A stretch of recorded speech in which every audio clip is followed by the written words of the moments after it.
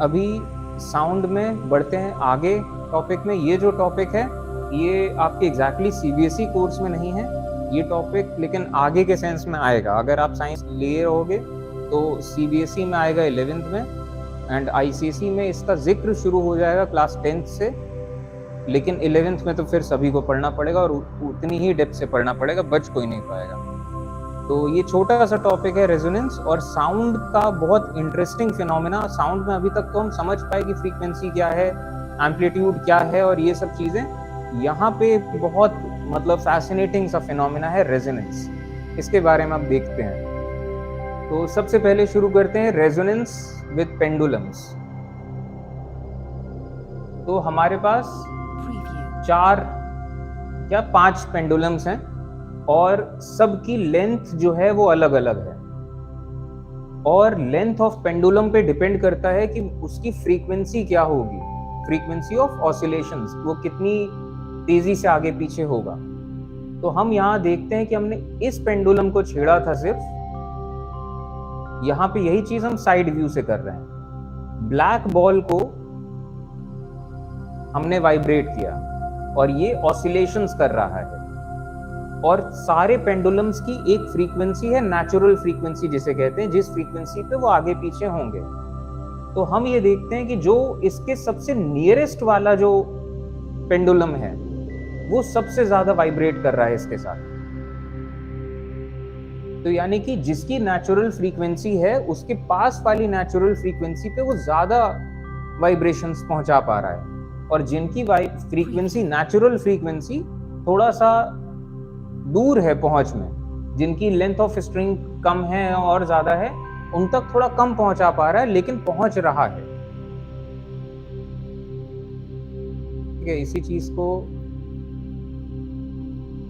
जो इसके same length पे है इस पे सबसे ज्यादा इफेक्ट आता है। तो यहां से हम देखते हैं ऑसिलेशन क्या चीज है, नेचुरल फ्रीक्वेंसी क्या चीज है। और ये नेचुरल फ्रीक्वेंसी तो हमने यहाँ पेंडुलम्स के सेंस में देखते हैं। यहाँ पे अब आता है डैम्प्ड ऑसिलेशंस।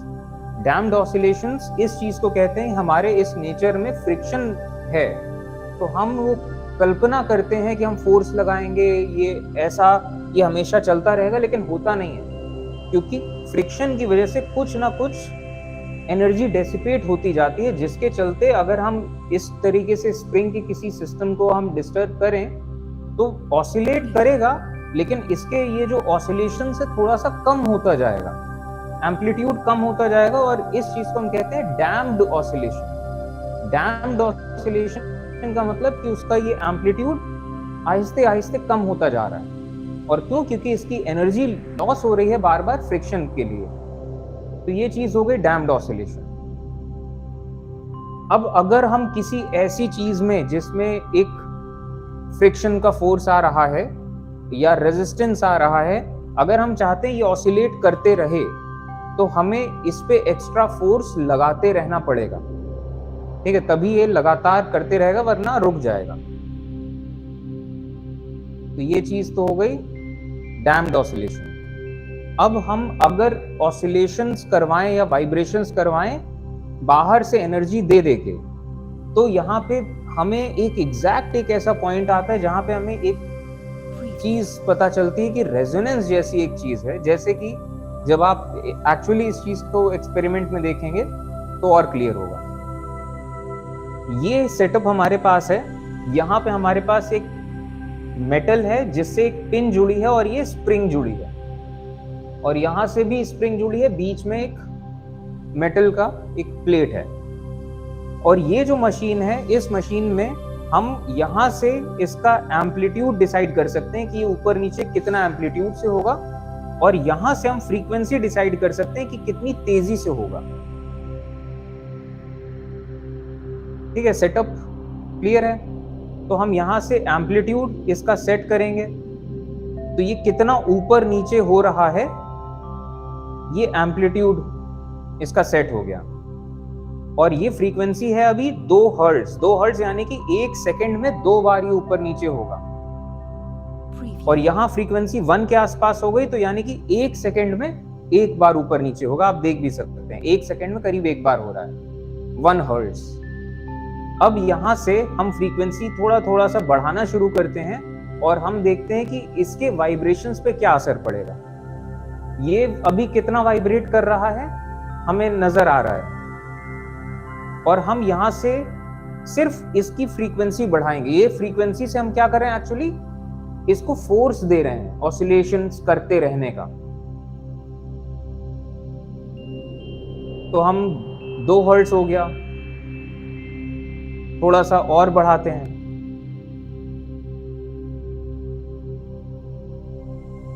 ये जो सिस्टम है स्प्रिंग और मेटल सिस्टम, इसका एक नेचुरल फ्रीक्वेंसी होगा, और जैसे जैसे हम इसकी नेचुरल फ्रीक्वेंसी के पास आएंगे इसका एम्पलीट्यूड थोड़ा सा बढ़ता जाएगा।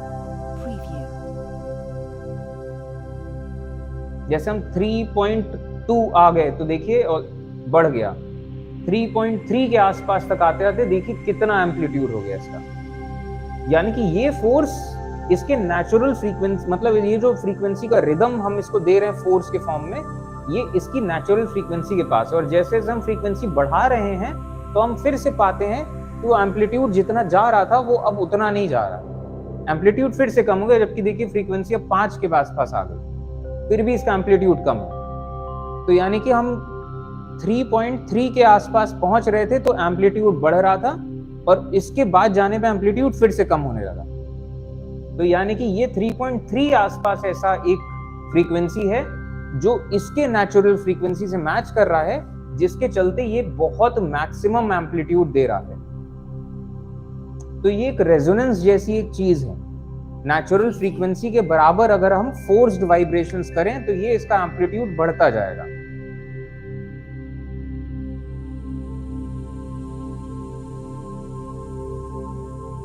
ये तो फोर्स्ड वाइब्रेशंस का एक कंसेप्ट है।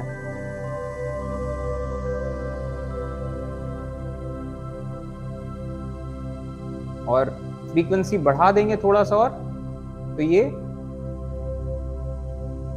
इसका एम्पलीट्यूड देखिए कितना फ्रीक्वेंसी हमने बढ़ा दिया, उतना एम्पलीट्यूड हमें आ ही नहीं रहा। जबकि अब कितनी तेजी से ये फोर्स दे रहा है, लेकिन अभी भी एम्पलीट्यूड मिसमैच्ड है एक्चुअली, आप देख भी पा रहे होंगे। अब रेजोनेंस हम देखते हैं अलग अलग जगहों पे, तो आपको और क्लियर होगा। तो रेजोनेंस अभी तक तो हमने स्प्रिंग सिस्टम में देखा, अब हम देखते हैं ट्यूनिंग फॉर्क्स में रेजोनेंस।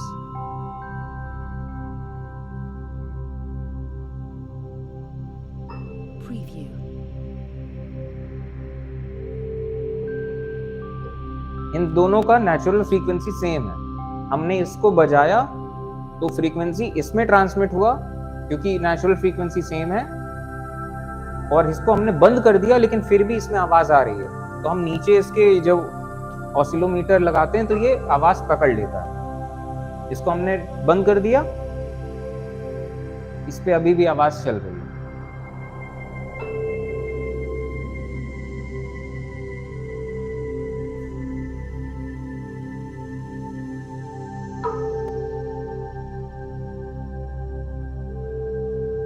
बस माइक हम लेके जा रहे हैं वहां पे और ये पकड़ ले रहा है कि आवाज अंदर इसके चल रही है। और अब की बार हम क्या कर रहे हैं, इस स्प्रिंग को हमने थोड़ा सा वेट लगा दिया। इसको कहते हैं स्प्रिंग लोड करना। तो स्प्रिंग लोड करने की वजह से इसका नेचुरल फ्रीक्वेंसी जितनी तेजी से होना चाहिए था थोड़ा सा कम हो जाएगा। तो यानी कि अब थोड़ा सा मिसमैच हुआ है, ये अलग फ्रीक्वेंसी पे, ये अलग फ्रीक्वेंसी पे, इसकी वजह से थोड़ा सा कम हो जाएगा इफेक्ट, और ये एम्पलीट्यूड थोड़ा सा कम हो जाएगा। देखिए अभी आवाज अब नहीं आ रही है ऐसा।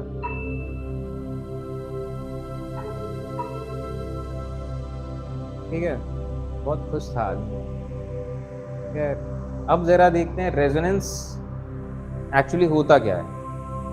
पेंडुलम और नेचुरल फ्रीक्वेंसी डिपेंड करता है कि किसी भी चीज का ओवरऑल शेप कैसा है, साइज कैसा है, शेप कैसा है। और पेंडुलम के सेंस में डिपेंड करता है कि इसका मास कितना है एंड लेंथ ऑफ स्ट्रिंग कितना है।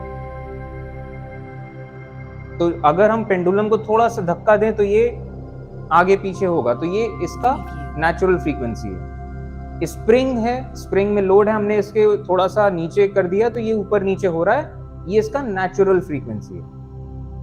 और इसी तरीके से अगर हम किसी ग्लास पे ऐसे मारते हैं तो जो आवाज आती है ये इसका नेचुरल फ्रीक्वेंसी है, और आप किसी भी चीज से इस ग्लास पे मार लें आवाज यही आएगी, क्योंकि ये इस ग्लास का, इतने पतले ग्लास का, इतने बड़े, इतने चौड़े, इतने खोखले और इस मटेरियल के ग्लास का नेचुरल फ्रीक्वेंसी ये होगा। ठीक है, और इसी तरीके से हर चीज का नेचुरल फ्रीक्वेंसी अलग है, हर किसी का जैसे अपना यूनिक, मतलब कह लीजिए नंबर या यूनिक बारकोड, किसी भी सेंस में आप समझ लीजिए। तो ये नेचुरल फ्रीक्वेंसी इसकी रही। अब अगर ऐसा हम करें कि जो नेचुरल फ्रीक्वेंसी, मान लीजिए इसकी नेचुरल फ्रीक्वेंसी 1000 हर्ट्ज है, तो अगर हम किसी स्पीकर में 8000 हर्ट्ज की आवाज निकालें तो कोई फर्क नहीं पड़ेगा। हम फुल वॉल्यूम भी कर दें तब भी कोई फर्क नहीं पड़ेगा। लेकिन हम 1000 हर्ट्ज अगर स्पीकर में दें तो 1000 हर्ट्ज इसकी नेचुरल फ्रीक्वेंसी, तो ये वाइब्रेट करने लगेगा, और वाइब्रेट होते होते सेम रेजोनेंस पे चलता रहा तो एम्पलीट्यूड बढ़ता जाता है, जिसकी वजह से ये क्रैक हो जाएगा।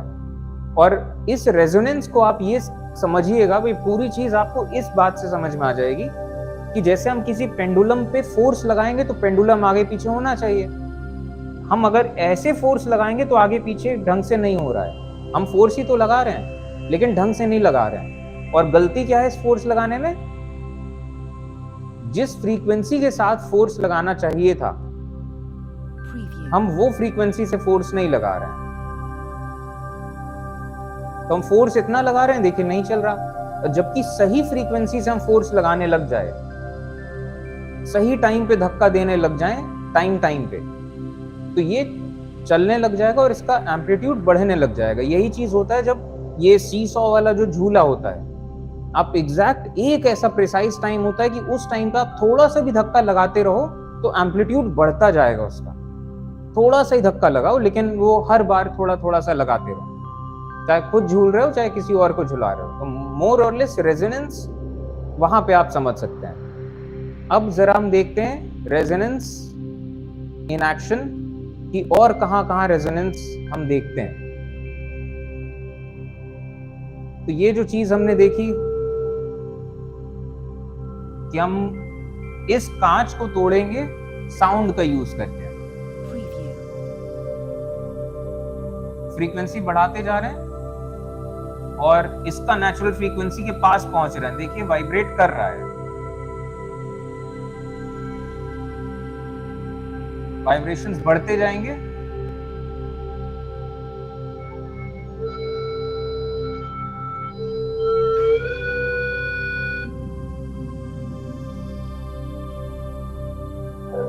सेम नेचुरल फ्रीक्वेंसी पे अगर आप बने रहें तो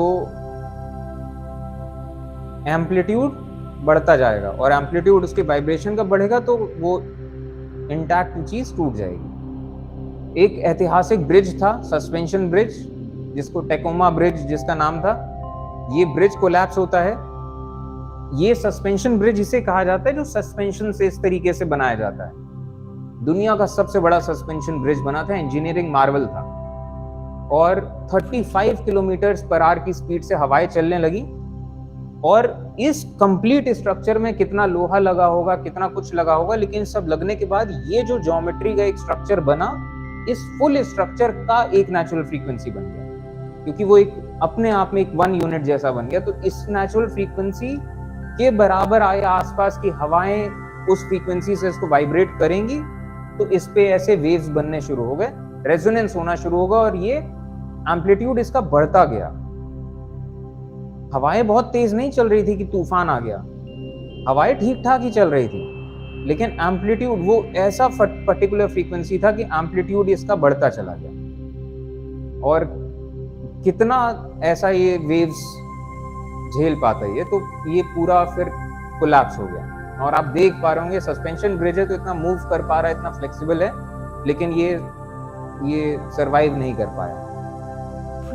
और फिर इसके बाद से ये ध्यान में रखा गया कि ऐसे सस्पेंशन ब्रिज जो बनाए जाएंगे वो कैसा रेजोनेंस करेंगे, और फिर इन चीजों का भी अब फिर से ध्यान रखा जाने लगा कि हमें दूसरा इतिहास में फिर से ऐसा ब्रिज नहीं चाहिए। अब हम देखते हैं रेजोनेंस इन एयर। रेजोनेंस सिर्फ किसी मटेरियल से ऐसे, इसके अलावा हमने अभी तक पेंडुलम्स का देखा, स्प्रिंग का देखा, अब एयर किस तरीके से रेजोनेंस करता है। तो ये एक एपरेटस है, ये एक पाइप है, जिस पाइप में यहां तक पानी भरा है और इस पाइप के ऊपर हवा है, और इस हवा के कॉलम के ऊपर एक हमने ट्यूनिंग फॉर्क लगा रखा है, और ये जितनी फ्रीक्वेंसी से वाइब्रेट करेगा, इसके अंदर की हवा में भी उतनी फ्रीक्वेंसी की स्टैंडिंग वेव्स बनना शुरू होंगी। और यहां से ये जो पानी का सिरा है, यहां से इसका एक कंटेनर है जिससे हम वेरी कर सकते हैं पानी का लेवल, और इससे जुड़ा है ये ऑसिलोमीटर। तो हम जैसे इस पे प्लग करते हैं, तो अभी बहुत एम्पलीट्यूड नहीं आ रहा है।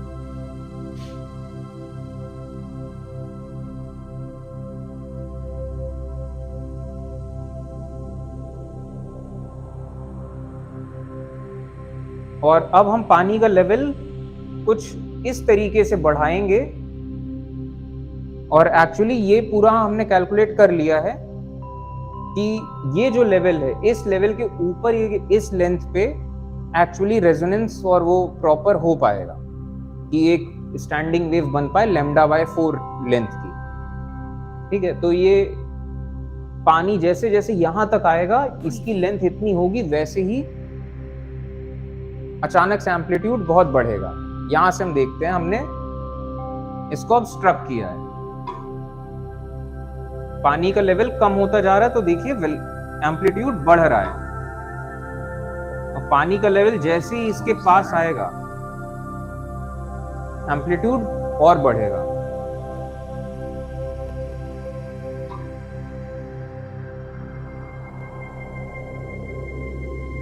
देखिए एग्जैक्ट यहां तक आते ही एम्पलीट्यूड कितना बढ़ गया।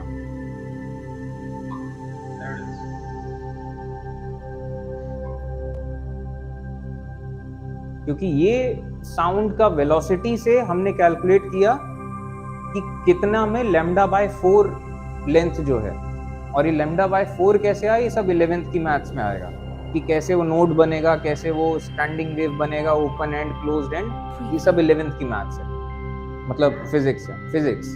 ठीक है, लेकिन ये चीज रेजोनेंस हो रही है इन द एयर कॉलम।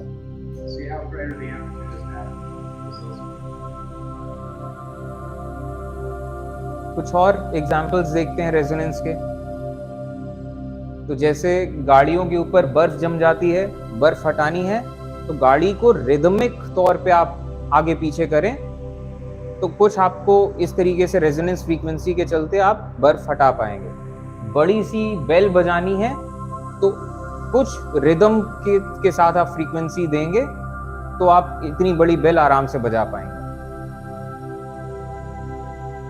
और यही चीज जब टायर्स के केस में होता है, और यही रेजोनेंस मूविंग पार्ट्स में भी होता है एक सेंस में, मशीन्स में।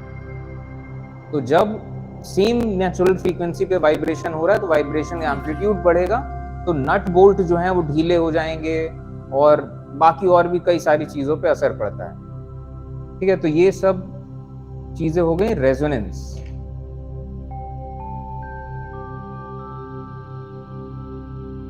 और जब भूकंप आता है, भूकंप के सेंस में कि भूकंप का भी एक फ्रीक्वेंसी है, तो जिन बिल्डिंग्स का नेचुरल फ्रीक्वेंसी उसके बराबर है, वो बहुत ज्यादा वाइब्रेट करेंगे। और रेजोनेंस में अभी ये वाला वीडियो मैं लगाना भूल गया, लेकिन एक और इसी तरीके का डेमोन्स्ट्रेशन था कि एक प्लेटफॉर्म है, प्लेटफॉर्म में अलग अलग हाइट पे ऐसा कुछ स्लैब्स हैं, वो मतलब रॉड्स, ऊपर से वेट लगा है, और तीनों की हाइट अलग है, और हम वाइब्रेशन उसका 0 से लेके बढ़ाना शुरू करते हैं। तो एक ऐसा फ्रीक्वेंसी आता है जो सबसे ऊंचा वाला है, और एक मीडियम हाइट का है और एक छोटी हाइट का, 3 ऐसे हैं।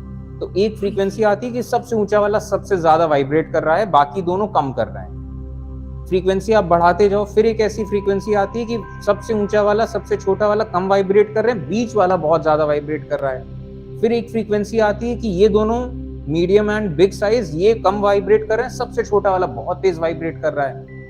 तो इस सेंस में भी कि जब भूकंप आता है तो कई बार, क्योंकि हर घर हर बिल्डिंग की हाइट और वो डायमेंशन उसके हिसाब से उसका फ्रीक्वेंसी अलग है, तो कुछ बिल्डिंग्स कुछ ज्यादा ही वाइब्रेट करती हैं, तो बहुत ज्यादा उनमें डेंजर हो जाता है गिरने का।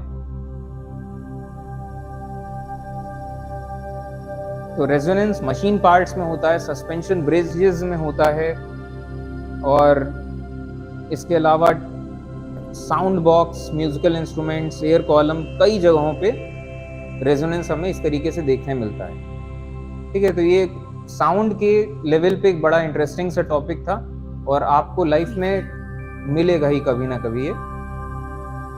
ठीक है, तो ये बेसिक इंट्रोडक्शन इसका हो गया। और कोई डाउट अभी तक किसी को? और मंडे से हम स्टार्ट करेंगे बायोलॉजी का जो चैप्टर है, how do we fall ill, और फिर उसके बाद फिर लेट्स सी जैसा हो। हमारा साइंस काफ़ी हद तक कंप्लीट है, फिजिक्स यहाँ पे कंप्लीट होता है और केमिस्ट्री में बस एक चैप्टर बचा है, और biology how do we fall ill के बाद वो भी कंप्लीट है। इसके बाद फिर हम उठाएंगे सोशल,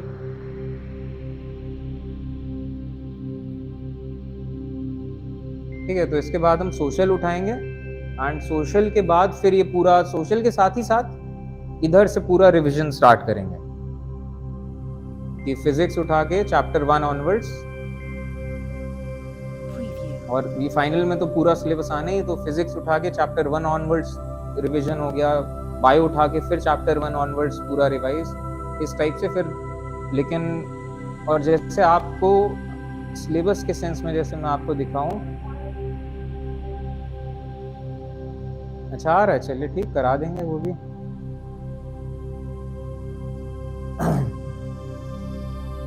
तो आपके बचे हुए चैप्टर्स कुछ ऐसे टाइप से हैं, तो हम करीब करीब दिसंबर एंड तक आपका जितने साइंस के बचे हैं ये कंप्लीट कर देंगे, और बाकी सोशल में जो बचे हैं, इकोनॉमिक्स के 2 बचे हैं, हिस्ट्री के 2 बचे हैं, ज्योग्राफी के 2 या 3 ऐसे बचे हैं, तो ये दिसंबर एंड तक में ये सोशल एंड साइंस आपका कंप्लीट हो जाएगा, और जनवरी से करीब हम रिवीजन स्टार्ट कर देंगे, और सारा कोर्स कंप्लीट है ही, तो फिर बहुत तेजी से रिवीजन आगे बढ़ेगा। तो जनवरी फरवरी पूरा हमें रिवीजन टाइम मिलेगा, तो उसमें साइंस भी कर लेंगे रिवाइज और ये सोशल भी रिवाइज कर लेंगे, और टाइम बचेगा तो फिर बीच में कभी मैथ्स वगैरह कभी उठा लेंगे, जैसा होगा। ठीक है, चलिए एंड करते हैं आज का सेशन।